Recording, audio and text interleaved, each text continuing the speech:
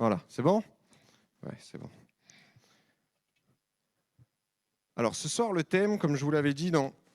Tu ne me résisteras pas. Sur le groupe, eh bien, nous allons parler de Caïn. Ok, ça vous dit quelque chose? On va prendre nos Bibles. Et j'ai pas ma Bible, mais vous allez faire la lecture pour moi, c'est pas grave. Et vous allez l'ouvrir donc dans Genèse, chapitre 4. Si ma mémoire est bonne, j'avais mis une marque-page dans ma Bible.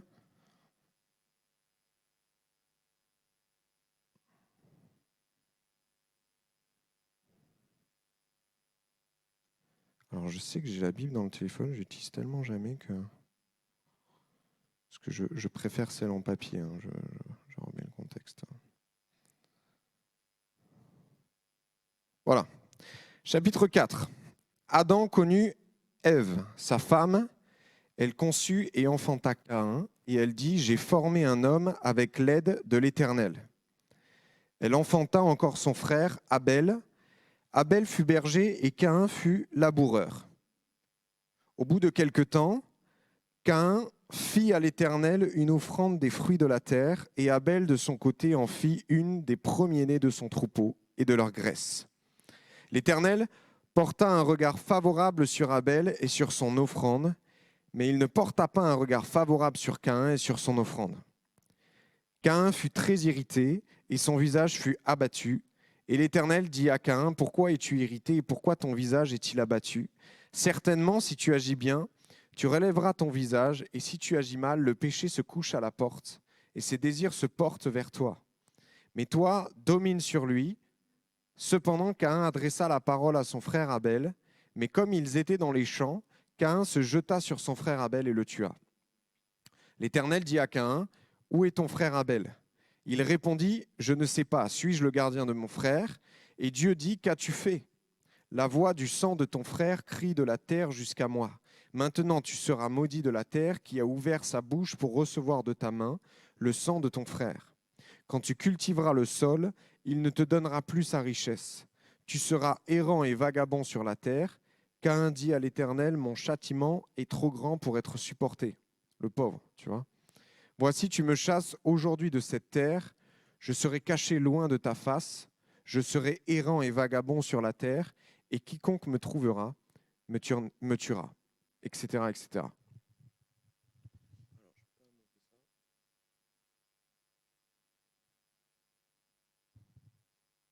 Alors voici le récit de Caïn. Alors si vous ne le connaissez pas, c'est fait. Juste pour remettre un petit peu le contexte, il ne s'est pas passé grand-chose avant ça. Pour ceux qui vraiment peut-être débutent dans la Bible, eh bien avant, il y a Adam et Ève, ses parents, qui vont être créés par Dieu pour la faire rapide. Et puis en fait, ils vont désobéir à Dieu, ils vont pécher. Simplement, quand on utilise ce mot péché, c'est la désobéissance envers Dieu. Dieu avait dit, vous ne mangerez pas du fruit de cet arbre. Et qu'est-ce qu'ils vont faire? En bonhommes et femmes qu'ils sont, eh bien, ils vont en manger. Ça va être, eh bien, brutal, immédiat, mais l'homme va être séparé de Dieu et l'homme va être chassé du jardin d'Éden. On peut dire que Adam et Ève sont des meurtriers, non pas physiques, mais en fait, ils ont tué l'homme spirituel et la femme spirituelle qu'ils étaient. Et toutes les générations qui ont suivi, quelque part, ont hérité de cette nature pécheresse, cette nature de désobéissance. Adam et Ève vont se retrouver loin de la présence de Dieu. Ça a dû être un sacré changement, hein, parce qu'ils étaient dans le jardin, tranquilles, au chaud, tout se passait bien, les fruits, ça poussait tout seul, la terre, c'était hyper simple de cultiver, les animaux, il y en avait plein, c'était super.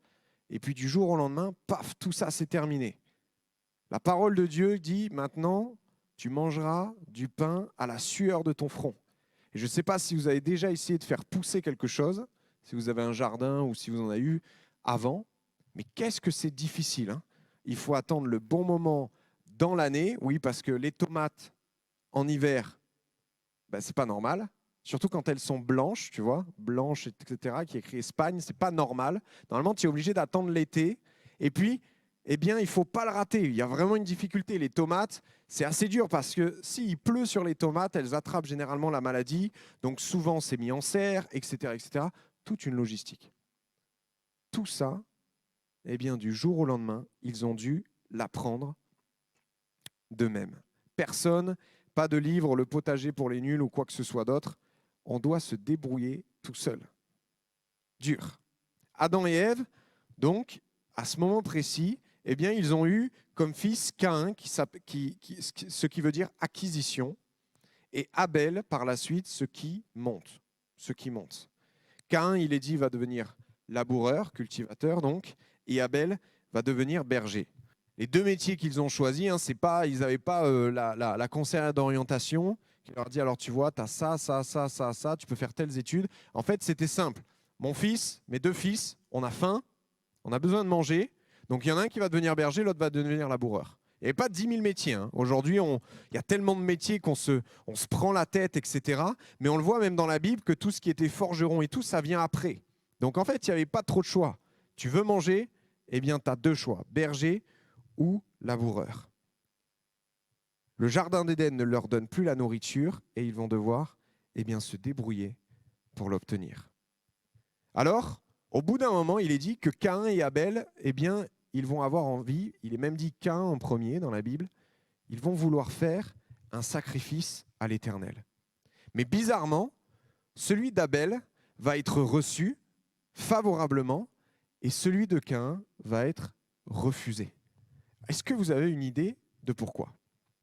Je vous pose la question, si vous voulez intervenir, levez simplement la main. Pourquoi Caïn a été quelque part exclu et Abel a été accepté? Vous avez une idée ou pas? Même si c'est une bride d'idée ou quoi, n'hésitez pas. Non? Personne? Ouais, Juvel?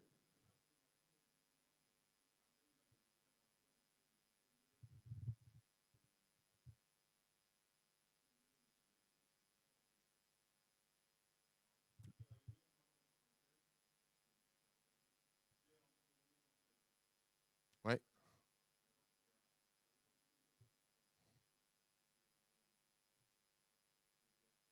Mm. Effectivement, c'est la bonne traduction en fait. C'est que souvent, pourquoi est-ce que je vous dis ça? C'est la bonne traduction. Parce que souvent des hommes et même des gens assez connus dans tout ce qui est explication de Bible font une erreur. C'est qu'en fait, ils disent parce que en fait, Caïn a offert un sacrifice qui était donc un animal, qui préfigurait les sacrifices ensuite qui étaient, vous savez, dans la Torah, que Dieu a demandé. Et puis ensuite le sacrifice de Jésus. Donc, ça a été accepté favorablement, alors que eh bien, Caïn, il a offert eh bien, des fruits, des légumes, enfin on ne sait pas trop, mais en tout cas, il a offert le fruit d'une récolte. Mais en fait, c'est assez faux de penser comme cela, parce que les sacrifices n'étaient pas encore instaurés. Donc comment Abel ou Caïn pouvaient ne serait-ce que penser qu'il fallait offrir une bête plutôt que des fruits ou des légumes? Donc on voit que c'est pas bon. Par contre, comme tu le disais Juvel, et c'est tout à fait vrai, la clé en fait, elle est dans le Genèse au chapitre 4 et au verset 3. Il est dit, au bout d'un certain temps, Caïn présenta des produits de la terre en offrande à l'Éternel, donc en fait les produits de son travail, hein. Et Abel, de son côté, présenta les premiers-nés de son troupeau et en offrit les meilleurs morceaux. Il est précisé que Abel, lui, va offrir les premiers-nés de son troupeau et offrir les meilleurs morceaux à Dieu. Et il y a une petite différence, c'est que les premiers-nés, c'est quand même assez important. Abel, il commence son activité, on pourrait dire un peu aujourd'hui d'auto-entrepreneur, là. Et puis, eh bien, il a peut-être 2, 3 bêtes, on ne sait pas trop, mais je ne pense pas qu'il en avait 500, 600, 1000. Et en fait, il va faire eh bien, simplement, les premiers-nés vont arriver, et au lieu de se dire, eh bien, je vais faire fructifier tout ça, et je vais eh bien, directement les faire grandir, etc., les élever pour qu'ils puissent se reproduire, et puis avoir de plus en plus, vous savez, les effets cumulés, et dire à ce moment-là, quand mon activité sera bien mise en place, tranquille, que je serai pépère, eh bien, je vais donner à Dieu. Eh bien, Abel, il s'est dit, non, moi, je prends un risque, peut-être, mais en attendant, eh bien, mon activité est peut-être encore fragile, mais je vais donner à Dieu tout de suite les premiers-nés de mon troupeau et les meilleurs morceaux de ces premiers-nés. Caïn, lui, Il n'est pas précisé qu'il va donner le meilleur, il est juste précisé qu'il va donner les produits de la terre. Certains commentateurs disent que peut-être qu'il a donné un petit peu les fruits un peu tachés, vous voyez, les fruits qu'il ne pouvait pas manger, les fruits que voilà, il n'avait pas envie de consommer. Il s'est dit, tant qu'à faire les rentabiliser, je vais les donner à Dieu. Lui, après tout, il ne mange pas. Hein. Donc, eh bien, je lui donne et puis c'est gagnant-gagnant. Moi, je ne compte pas les manger. Lui, il ne va pas les manger, mais il sera content. Il aura quelques fruits en sacrifice. Et moi, surtout Caïn, eh bien, je récolterai la bénédiction venant de Dieu. Eh bien, ça a été tout le contraire. Dans la Bible, il est souvent souligné l'importance du cœur et de l'attitude. Je vais vous dire quelque chose. Dieu, il n'en a rien à faire que vous lui donniez le meilleur, en fait. Il s'en fiche que ce soit les premiers-nés et il s'en fiche que ce soit la meilleure graisse ou les meilleures parties, en vrai. Hein. Ce qui l'intéressait dans cette histoire, c'est que Abel avait fait la démarche et son cœur était là à dire « Eh bien, je veux mettre Dieu en premier. » C'est tout. Je veux mettre Dieu en premier.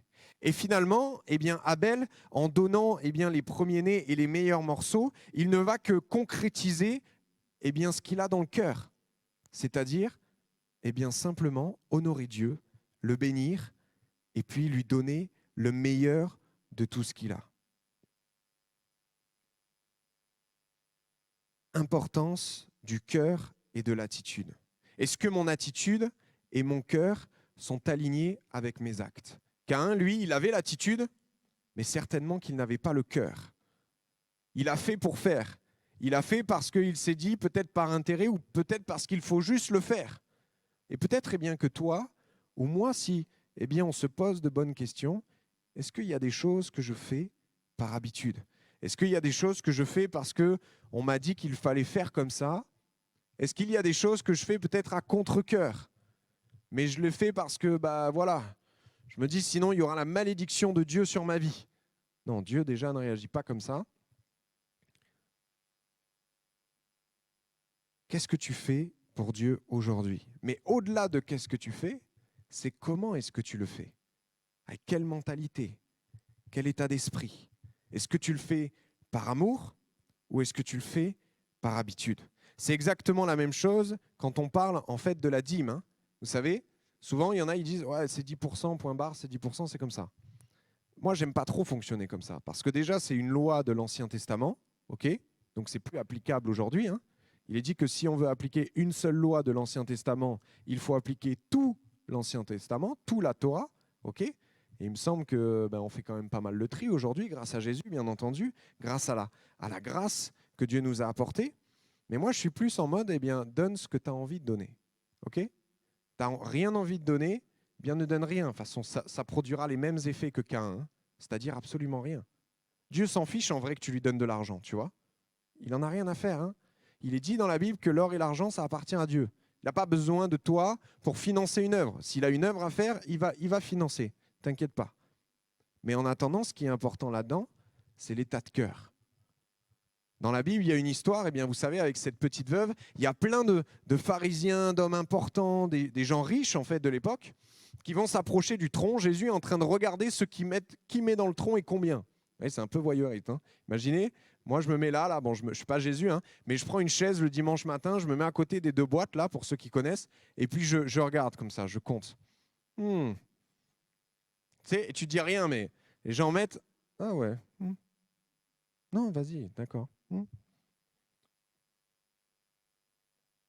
Eh bien, Jésus va faire ça. Il va regarder. Et puis, les hommes importants, les hommes riches vont mettre beaucoup. Et cette petite veuve qui n'avait rien, eh bien, il est dit, elle va mettre quasiment rien. Je ne me rappelle plus du texte, mais c'est ridicule en fait. Quelques centimes aujourd'hui. Et pourtant, Jésus va dire, eh bien, celle qui a donné le plus, ce n'est pas les gens riches, mais c'est cette petite veuve-là. Parce qu'elle a donné eh bien, de son nécessaire, elle a donné avec son cœur, elle a fait par amour. Alors que ceux qui ont donné avant, eh bien, ils ont donné simplement pour se faire voir. David était en avance sur son temps et dans le psaume 51, alors qu'il était encore sous la loi de Moïse, hein, avec les sacrifices, c'était des commandements de Dieu, eh bien, il va écrire Si tu voulais des sacrifices, je t'en aurais offert, dans le psaume 51. Mais tu ne prends point plaisir aux sacrifices. Les sacrifices, les sacrifices qui sont agréables à Dieu, c'est un esprit brisé. Ô Dieu, tu ne dédaignes pas un cœur brisé et contrit. David, il est vraiment en avance sur son temps. Et d'écrire ça, c'est quelque chose d'incroyable, parce que remets-toi dans le contexte. Il est sous la loi. Moïse a écrit la loi avec Dieu, et Dieu a dit, vous ferez des sacrifices. Et David, lui, il dit autre chose, il se dresse face à la loi, mais parce qu'il a compris la grâce de Jésus, en fait, la grâce du Nouveau Testament avant l'heure. Les sacrifices, il dit, eh bien, on s'en fiche. Si mon cœur n'est pas dans le sacrifice, ça ne sert à rien. Par contre, je peux, si mon cœur est bien disposé, si mon cœur est vraiment dans le fait de j'aime Dieu et je veux l'honorer, eh bien, je peux même me passer du sacrifice.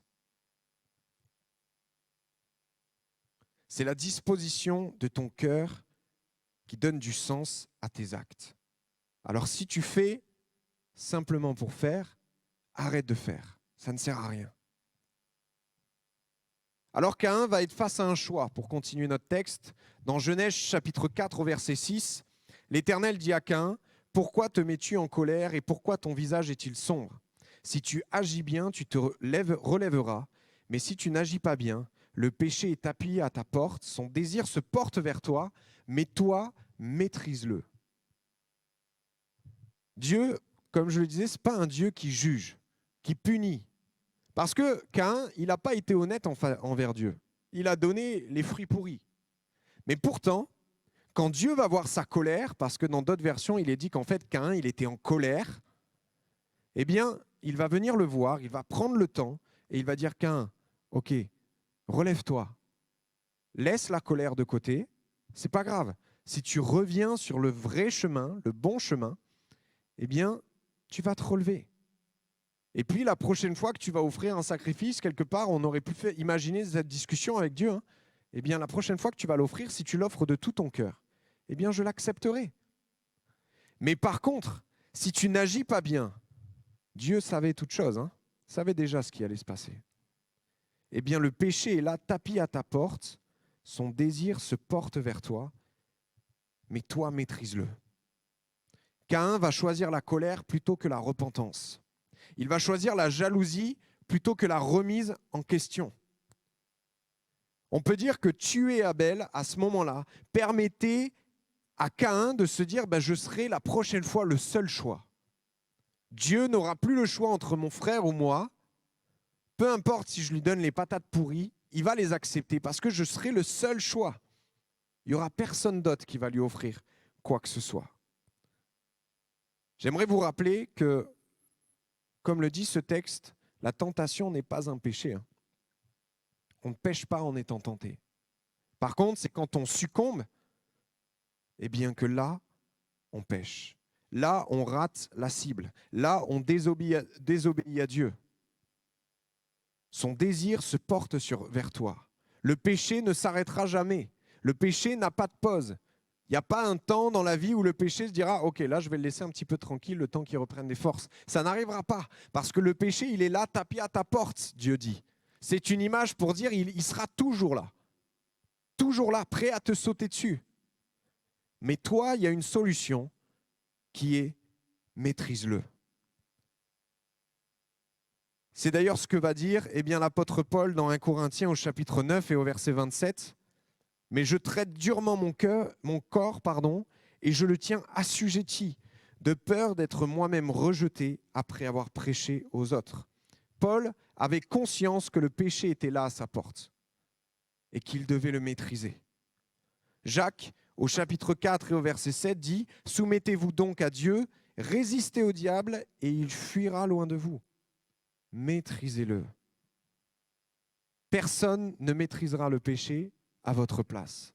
Personne ne maîtrisera ton péché à ta place. Nous sommes de nature pécheresse. Il sera toujours là et il est attaché à nous. Mais nous avons la capacité de résister. La Bible dit qu'aucune tentation qui nous est donnée n'est donnée pour être plus forte que nos forces, nos propres forces.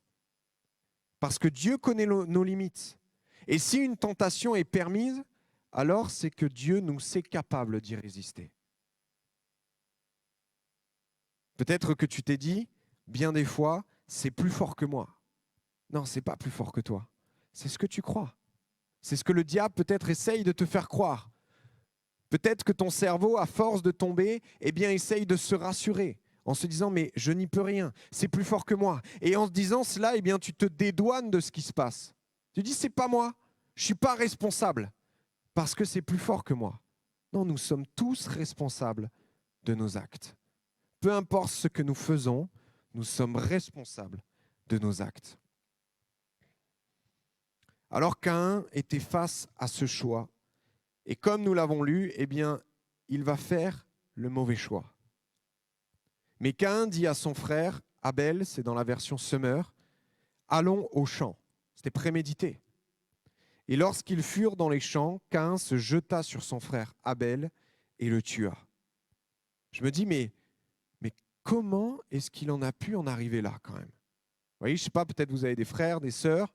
Bon, des fois, moi, j'ai passé pas mal d'années à fracasser mon frère. C'était plus petit, c'était facile. Encore aujourd'hui, hein, il est plus grand maintenant, mais j'ai quand même l'ascendant encore un petit peu. Mais je pense que je sens mes forces décliner. Donc ça va plutôt...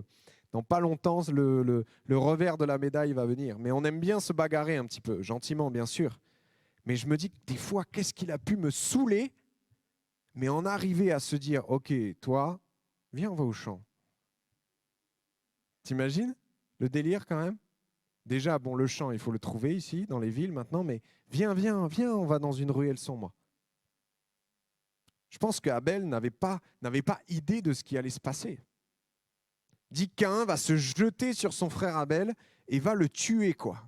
Un truc de fou, n'empêche. En arriver là, pour une histoire, eh bien, simplement de jalousie. Il va tuer son frère. En plus, en vrai, bon, là, c'est complètement pratique, il ne faut pas trouver d'excuses, hein, mais avant, ils n'étaient pas tant que ça, quoi. Tu vois? Donc, il mettait en péril toute la race humaine en tuant son frère, quoi. T'imagines? Caïn a complètement perdu la raison. Caïn a voulu éliminer la concurrence, faire disparaître, eh bien, quelque part, la matérialisation de son échec.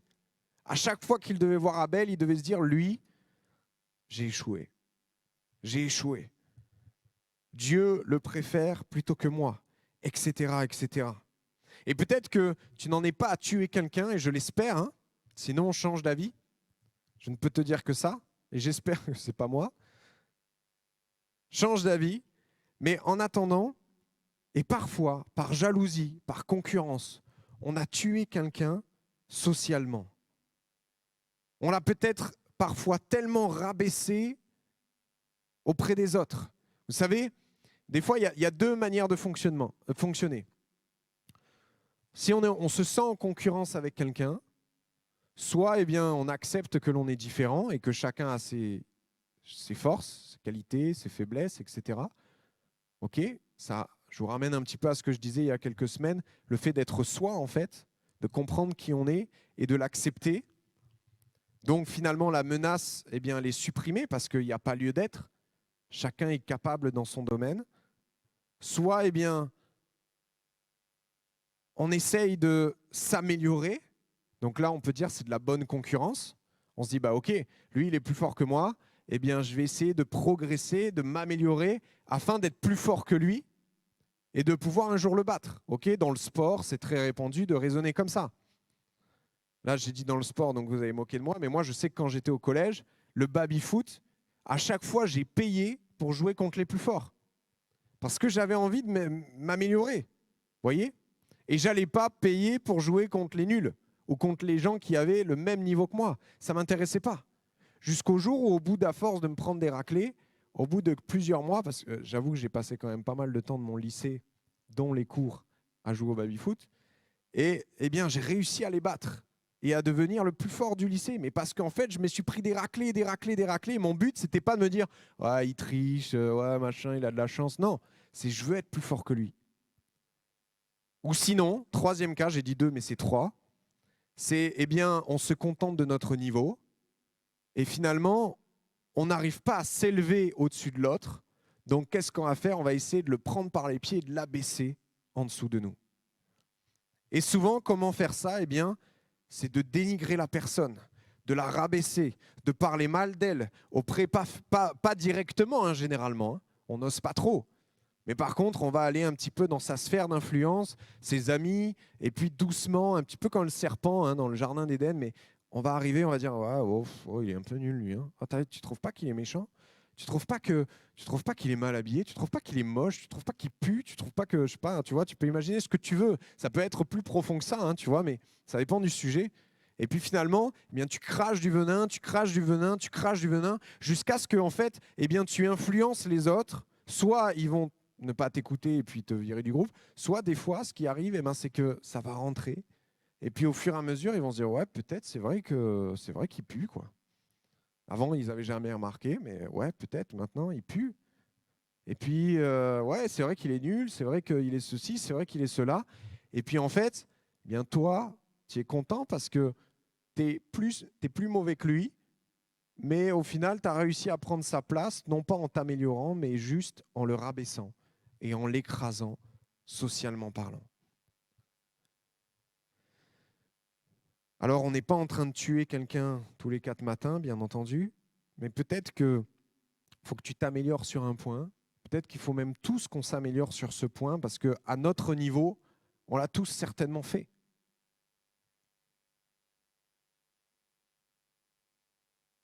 Ne pas tuer quelqu'un socialement. Ne pas parler mal pour parler mal. Ça n'empêche pas que des fois, il y a des critiques constructives, mais à partir du moment où elles restent constructives, et à partir du moment où aussi où elles ne sont pas faites par derrière, de manière fourbe. Le péché de Caïn, eh bien, ça va être cela, mais en extrême. Tuer son frère Abel. Et mon dernier point, avant de terminer cela, eh bien, c'est les conséquences du péché de Caïn. On a vu, eh bien, qu'il y avait le choix de Dieu qui s'est porté vers Abel. On a vu que, eh bien, il y avait ce choix que Caïn pouvait faire, c'est-à-dire de, eh bien, choisir la repentance plutôt que la colère, choisir la remise en question plutôt que, eh bien, la jalousie. On a vu que, eh bien, Caïn a péché, Caïn est allé au bout de l'acte, mais après le péché, il y a toujours les conséquences du péché, quel qu'il soit. Dans Genèse, et je le relis au chapitre 4 et au verset 9, « Alors l'Éternel demanda à Caïn, « Où est ton frère Abel ?» « Je n'en sais rien, répondit-il, suis-je le gardien de mon frère ?» En plus d'avoir tué son frère, il prend Dieu pour un idiot. Je pense que Dieu, bon, j'exagère un peu, mais bah, là, Abel, il est quand même à côté de moi au ciel, quoi, tu vois, donc je sais un peu où il est, quoi. La terre, elle a mangé le sang de ton frère et elle crie, eh bien, après moi. Et Dieu lui dit, qu'as-tu fait? J'entends le sang de ton frère crier vengeance depuis la terre jusqu'à moi. Maintenant, tu es maudit et chassé loin du sol qui a bu le sang de ton frère, versé par ta main. Lorsque tu cultiveras le sol, il te refusera désormais ses produits. Tu seras errant et fugitif sur la terre. Caïn dit à l'Éternel, mon châtiment est trop lourd à porter. Le pauvre, c'est. En plus, il se plaint, quoi. Il tue, il ment, et après il dit, oh, t'es un peu dur, hein, Dieu, quand même. C'est dur ce que tu me fais. Hein. Plusieurs choses, plusieurs conséquences.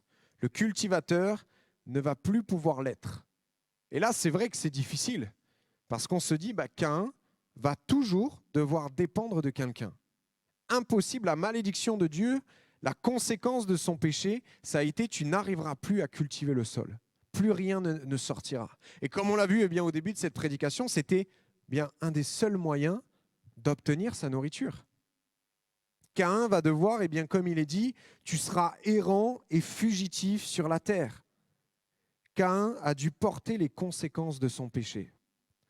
Et toi et moi aussi, si nous péchons, si nous désobéissons à Dieu, si nous nous éloignons de Dieu d'une manière ou d'une autre, nous devrons en payer les conséquences.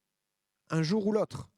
Le diable a ça comme piège, comme stratégie, c'est qu'il cherche toujours à nous faire croire que le péché n'a aucune conséquence. C'est pas grave. Il n'y a pas de souci, t'inquiète pas. Non, mais il comprendra. Il n'y a pas de problème. Je lui expliquerai. Ouais, tu expliqueras. Je lui expliquerai. Et puis c'est vrai que des fois, selon ce que l'on fait, ben, il n'y a pas de conséquences visibles de manière immédiate. Là, Caïn, bon, ben, il a tué Abel. Je pense au bout d'un moment, les gens allaient quand même un petit peu s'en rendre compte, hein. Quand ils n'allaient pas manger de viande pendant 2-3 semaines, tu vois, ils allaient se dire, bon, il est où lui? On a envie d'avoir un peu de viande. Les parents, peut-être, se seraient dit au bout d'un jour ou deux, bon, Abel, vas-y, reviens, quoi. Donc c'est arrivé très vite, les conséquences de son péché. Mais des fois, ça traîne en longueur, ça traîne, et on a l'impression comme d'échapper aux conséquences. De se dire, ben moi, je suis quelqu'un de spécial parce que j'arrive à pécher et il ne se passe rien. Je ne paye pas l'addition. Je mange gratos, mais je n'ai pas besoin de payer l'addition à la fin du repas. Mais sache que la note, elle grandit. C'est un peu comme ça, hein. Des fois, la note, eh bien, tu sais, le patron, il met, ah, lui, il a mangé ça, lui, il a mangé ça. Sauf qu'au bout d'un moment, il va venir te voir au bout de 2 heures, 2 ans, 3 ans, et te dire, oh, ça, c'est la facture. Et ça va faire très mal. Ça va faire très, très mal. Le diable n'oublie absolument rien. Et très souvent, comme je le disais, sa stratégie, c'est de te faire croire que tu es en dehors des conséquences, afin qu'elles s'accumulent, et qu'un jour, ils viennent te demander des comptes. Qu'un jour, ils détruisent ta vie. Combien de fois d'hommes et de femmes, eh bien, par des péchés divers et variés, ont eu des vies détruites du jour au lendemain parce que le diable a dit maintenant j'ai assez de charges contre lui. Je vais révéler les choses au grand jour. Ne serait-ce que, il y a combien d'exemples et vous savez, des fois les pasteurs, alors pas tous, hein, mais sont un peu mis des fois sur un pied comment on dit, des stalles. Ah, ils sont parfaits, ils ont la Wi-Fi, la fibre directe avec Dieu, etc. Bah écoute, la Wi-Fi, elle passe pas chez moi tout le temps, hein, je peux te le dire. Mais, et puis, du jour au lendemain, on voit quelqu'un, ouais, il y a des pasteurs, avant ça se faisait beaucoup, des pasteurs à la télé. Il y avait des prédicateurs de télévision, etc. Et puis c'était des gens, wow, ils étaient adulés, merveilleux, tout ça et tout. Mais combien de pasteurs, parce qu'ils sont des hommes comme les autres, et qu'un jour ils ont chuté, ils ont cru qu'ils n'allaient pas payer les conséquences, et puis ben, un jour ça a été révélé. Un scandale avec l'argent, un scandale avec les femmes, un scandale par ceci, un scandale par cela. Tout se révèle un jour ou l'autre. Tout est mis au grand jour. Il y a un verset, d'ailleurs, je paraphrase, il me revient comme ça, mais c'est que ce que vous dites en secret, moi, je le crierai sur les toits. C'est Jésus qui parle, et il dit ça dans le Nouveau Testament. Un jour ou l'autre, tout est sorti. Ça me fait penser à cette histoire-là, le gars là, c'est un truc de fou, n'empêche. Je crois que c'était Kelly qui m'avait dit ça, mais il y avait un gars d'Hillsong, il chantait dans le groupe Hillsong, du coup, et c'est un truc de malade quand même.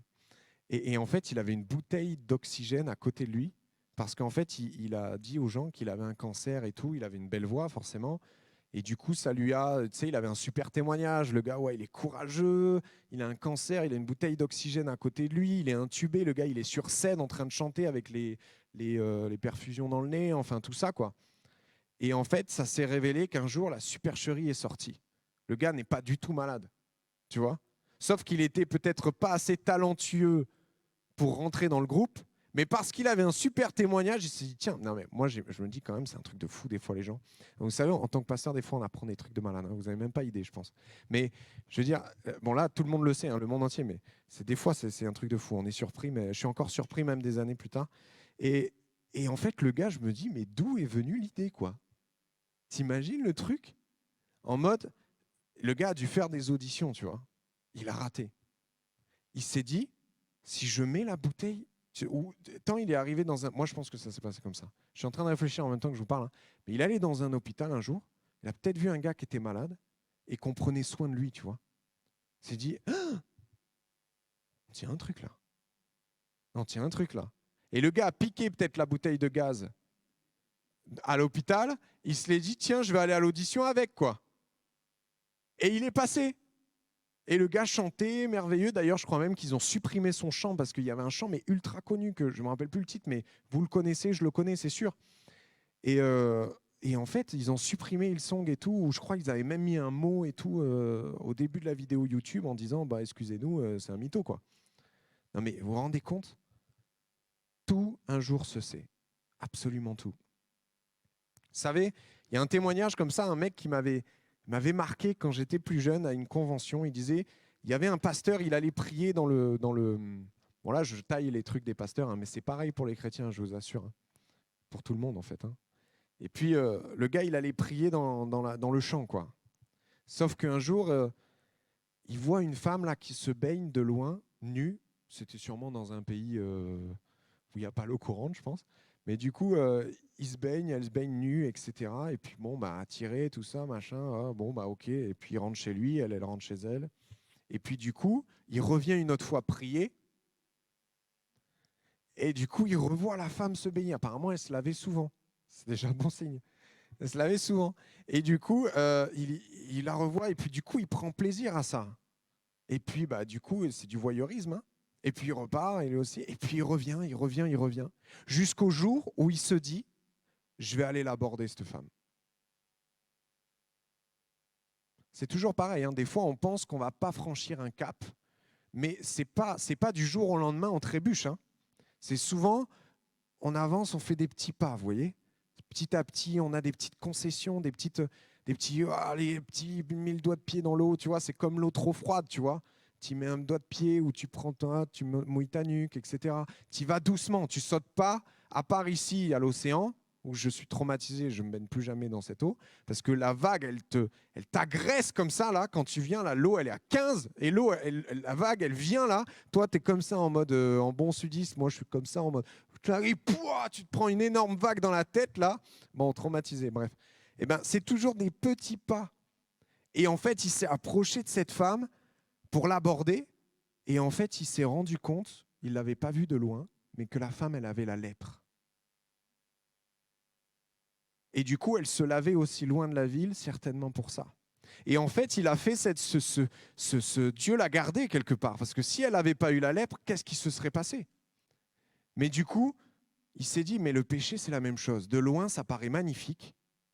Et parfois, de proche, ben, on se dit, mais qu'est-ce que c'est en fait? Qu'est-ce que je fais? Le péché est toujours attrayant au premier regard. Mais quand on commence à y rentrer, quand on commence à s'acclimater avec le péché, on se rend compte que le péché n'est pas un ami, mais c'est plutôt un gardien de cellule, un gardien de prison. On sans s'en rendre compte, il nous met en cage, et à peine on se dit, purée, je suis coincé, en fait, il a déjà fermé la porte de la cellule, et vous êtes coincé dedans.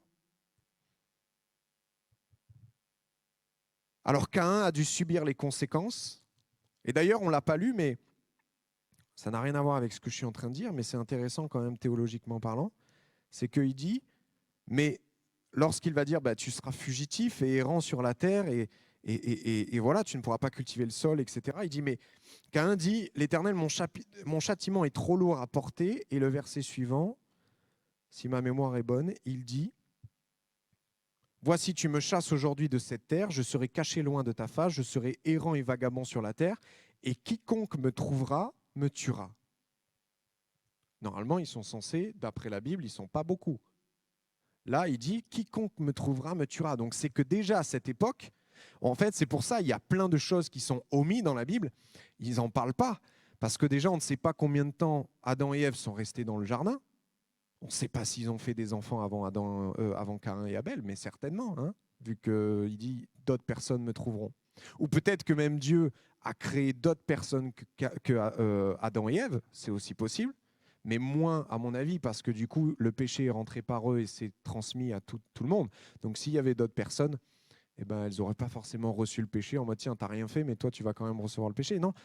Donc certainement que Adam et Ève avaient déjà eu plein d'enfants. Il n'est pas dit Caïn et Abel, ça a été les premiers. Il est juste dit qu'après la chute, après tout ça, eh bien, Adam va connaître Ève et il va naître Caïn, etc., etc. Donc, bon, la parenthèse est fermée. Mais en attendant, Caïn a dû payer les conséquences, mais la famille de Caïn aussi a dû payer les conséquences. Un fils en moins.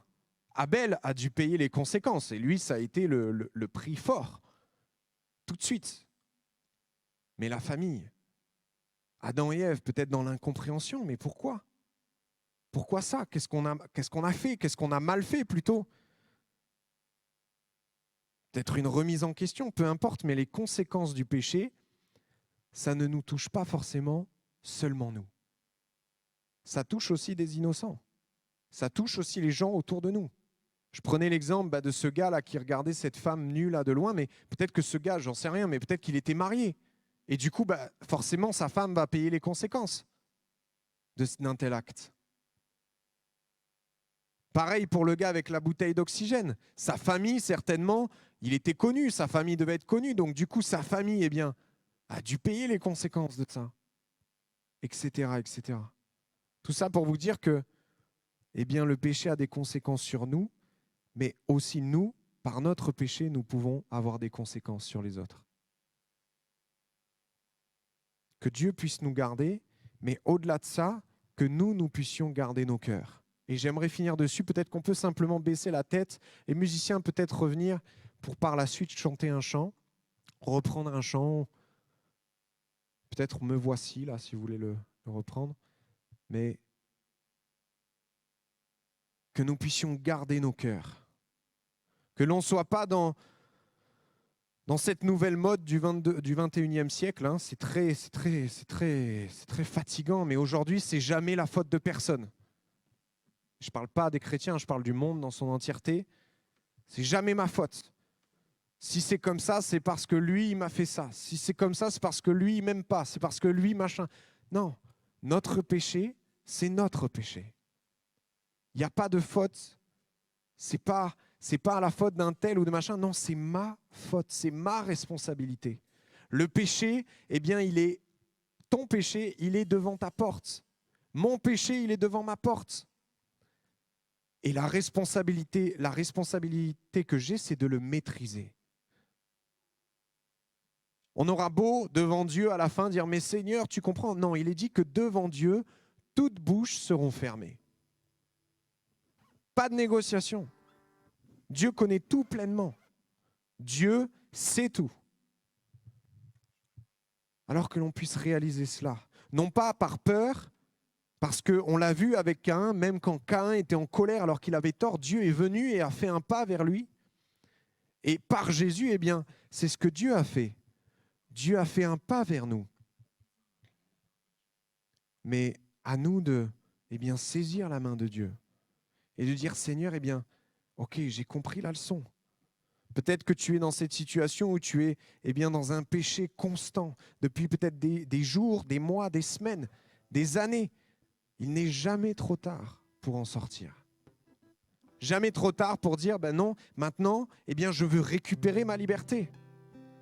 Maintenant, je veux saisir à nouveau les clés de cette cellule parce que j'ai le droit de les ouvrir.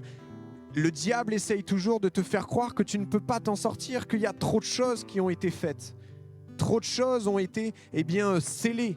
Il te tient. Mais en Jésus, il nous est dit que nous avons la liberté. Alors tu n'as qu'une seule chose à faire, c'est de dire ce soir, Seigneur, je veux m'en sortir. Je veux sortir de cela. Je veux récupérer ma liberté en toi. Et le Seigneur te la rendra. Alors bien sûr, selon ce qui s'est passé, des conséquences seront là. Mais sache que Dieu sera avec toi. Dieu va bénir. Et tu peux être sûr que Dieu va même agir au-delà de ton imagination. Au-delà de ce que tu peux penser ou imaginer, nous dit la Bible, Dieu est bien plus grand que tout cela. Alors, ne pense pas à ce que ça va te coûter, parce que oui, peut-être ça va te coûter. Mais pense plutôt à combien ça va te coûter de rester dans cette situation encore. Tant et tant de temps. Alors, je ne vais pas vous faire lever les mains. C'est assez personnel. Mais tu peux simplement dire en ton cœur maintenant, Seigneur Jésus, je veux m'en sortir. Je veux sortir de ce piège.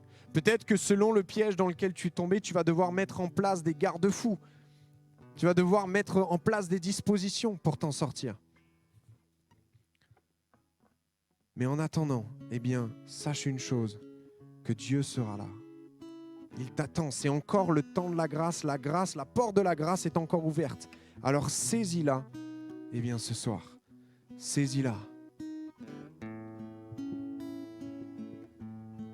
Je m'abandonne,